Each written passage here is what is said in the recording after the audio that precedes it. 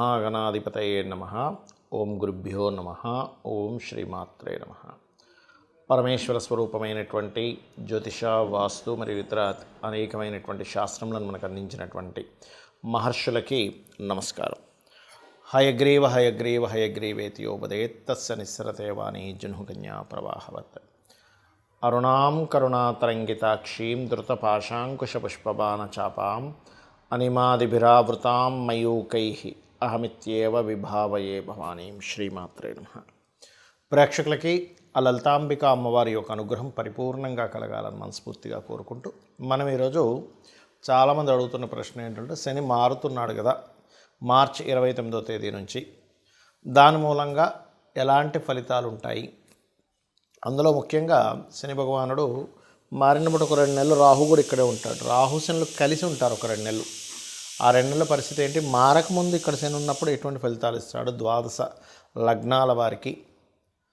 అదేవిధంగా అసలు జాతకమే తెలియదు అనుకునేటువంటి వారు, నక్షత్రము లగ్నము ఏమీ తెలియదు కొంతమందికి, అటువంటి వారు ఎటువంటి జాగ్రత్తలు తీసుకోవాలి, ఎటువంటి శుభ ఫలితాలు ఉంటాయి అనేటువంటి విషయాల్ని ఒక్కొక్క లగ్నరీత్యా తెలుసుకుందాం. అయితే ఈ విషయాలు చెప్తుంది నేనైనప్పటికీ కూడా చెప్పిస్తుంది సాక్షాత్ లలిత అమ్మవారిగా భావిస్తూ ఒక్కొక్క లగ్నం గురించి మనం తెలుసుకుందాం.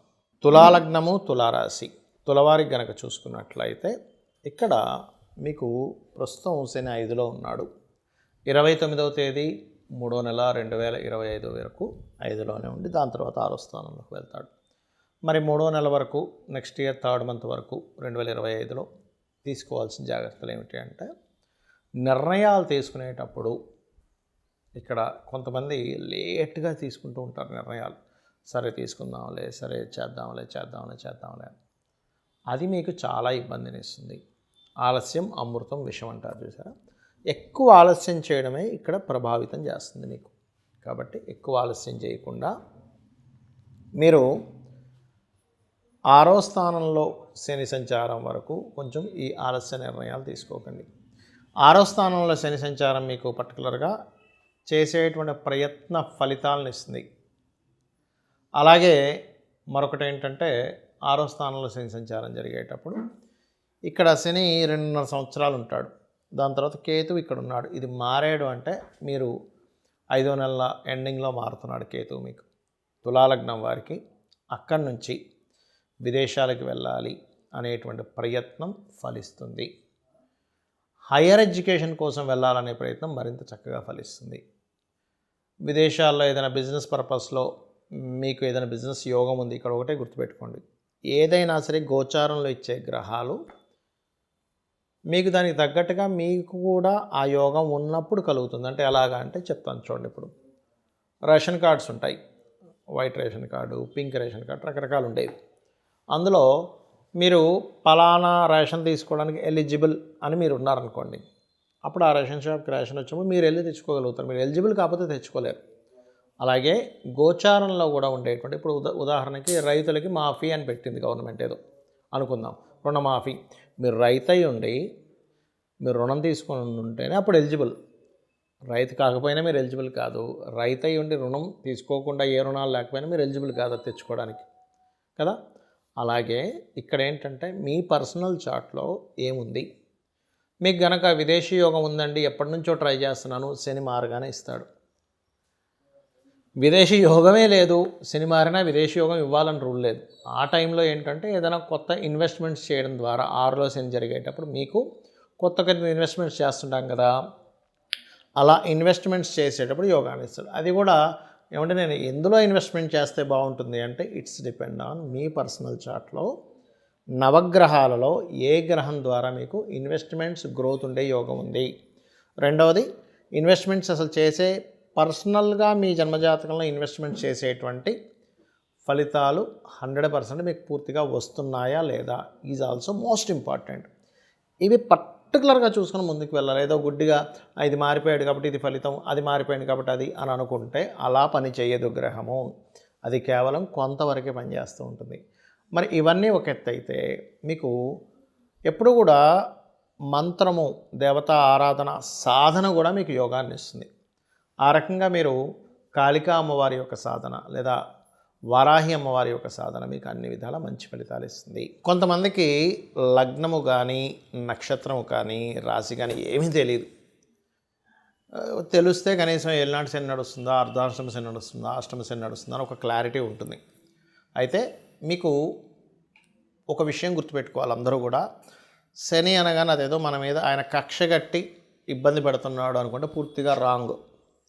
మీ కర్మే. నవగ్రహాలు కూడా రవి దగ్గర నుంచి 9 కూడా, అందులో 2 ఛాయాగ్రహాలు కూడా మీ యొక్క కర్మే ఆ రూపంలో వస్తుంది. మన కర్మ ఆ రూపంలో ఉందని మనం ఫస్ట్ అర్థం చేసుకోవాలి. రెండవది, ఈ కర్మ దాటలేమా అంటే ఖచ్చితంగా దాటగలం. ఎప్పుడు? శని అంటేనే కర్మకారకుడు, కృషికారకుడు, శ్రమకారకుడు అంటారు. శ్రమ ఎంత మనం చేస్తే శని భగవానుడు అంత ఆనందిస్తాడు. ఇంట్లో పడుకుంటే మాత్రం ఆయన ప్రభావం చాలా ఎక్కువగా ఉంటుంది, గుర్తుపెట్టుకోండి. శుభ్రంగా నేను ఏ పని చేయను, నాకు ఈజీ మనీ రావాలి, ఇలా ప్యాక్ ఆడితే నాకు డబ్బులు రావాలి, ఇలా ఇంకో దేంట్లోనో బెట్టింగ్స్ ఆడితే నాకు డబ్బులు రావాలి అని అనుకున్నారా, శని మొత్తం రోడ్డు మీదకి లాగుతాడు, గుర్తుపెట్టుకోండి. ఖచ్చితంగా రోడ్డు మీదకి లాగేటువంటి గ్రహం ఏదైనా ఉంది అంటే శని భగవానుడు. ఏది? ఈజీ మనీ రావాలనుకుంటే ప్యాకెట్లు ఆడుకోవడం, రమ్మీలు చూస్తుంటాం మనం ఇవాళ రేపు ఫోన్స్లో, రమ్మీ ఆడడం, లేకపోతే ఏదో గుర్రం పందాలకి వెళ్ళిపోవడం, లేకపోతే ఇంకోటి ఏదో పందాలు.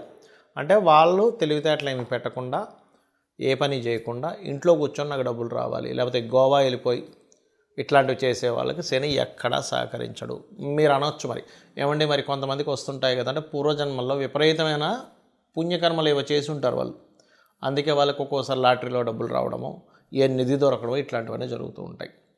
అయితే శనికున్న గొప్ప క్వాలిటీ ఏంటంటే, కృషి చేశారా ఆయన ఎక్కడా మిస్ అవ్వనివ్వడండి డబ్బులు ఇవ్వడం, నథింగ్, సమస్య లేదు.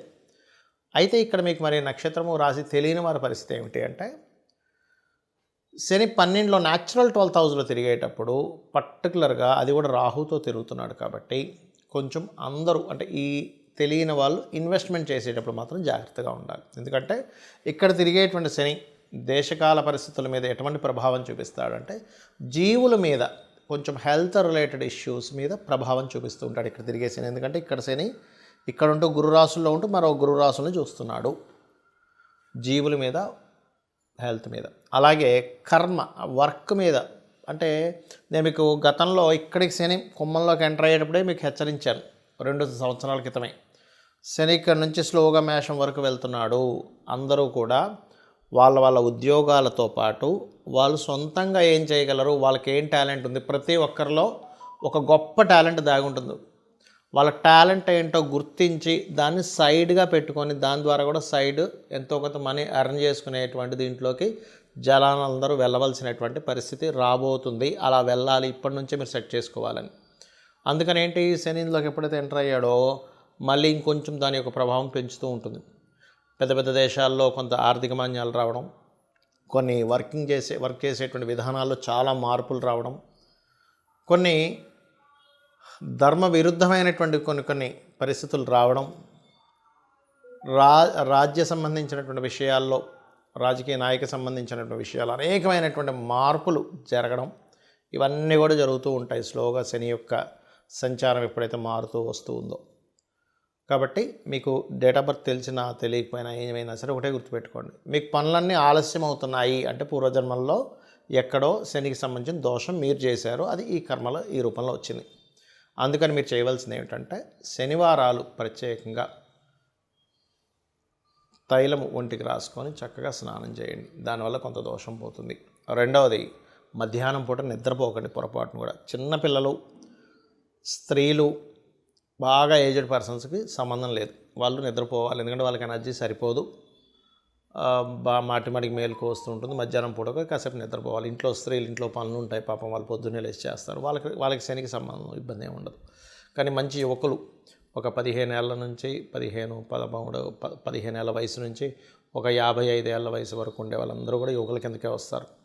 వీళ్ళు మధ్యాహ్నం పూట కాసేపు నిద్రపోవడం ఇట్లాంటివి చేయకండి, శని ప్రభావం ఖచ్చితంగా పడుతుంది. మళ్ళీ కొంతమంది సాధకులు ఉంటారు, రాత్రి సమయంలో జపం చేసుకుంటారు, రాత్రంతా అమ్మవారి జపాలు చేసేవాళ్ళు ఉంటారు, వాళ్ళు మధ్యాహ్నం పూట కాసేపు పడుకోవచ్చు, దానికేం కాదు. నైట్ డ్యూటీ చేస్తూ ఉంటారు కొంతమంది, వాళ్ళకి ఇబ్బంది ఏం లేదు. కానీ మీకు ప్రభావం పడకుండా ఉండాలంటే మాత్రం ఇవి ఖచ్చితంగా పాటించాలి. ఎక్కువగా వాకింగ్ చేయాలి, ఎక్సర్సైజెస్ చేయాలంటే మార్స్ ఎనర్జీని పెంచుకోవాలి. ఇక్కడ హోమాలకు ఎక్కువగా పార్టిసిపేట్ చేస్తుండాలి. చండీ హోమము లేదా చండీ పారాయణం చేస్తుండాలి. ఆంజనేయ స్వామి ఆలయం కానీ, నరసింహస్వామి ఆలయం కానీ, ఏదైనా శక్తి దేవత ఆలయాలు లేదా గణపతి ఆలయం లేనట్లయితే మీకు దగ్గరలో రావి చెట్టు ఉన్నా కూడా దాని చుట్టూ ప్రదక్షిణం చేసినా కూడా మీకు ఆ యొక్క దోషం అనేటువంటిది పరిపూర్ణంగా తొలగిపోతుంది. సో ఈ రకంగా చేసి మీ యొక్క అభివృద్ధి ఆ యొక్క స్వామివారి అనుగ్రహం లేదా అమ్మవారి అనుగ్రహం ద్వారా మీరు పొందాలని కోరుకుంటూ శ్రీమాత్రే నమః.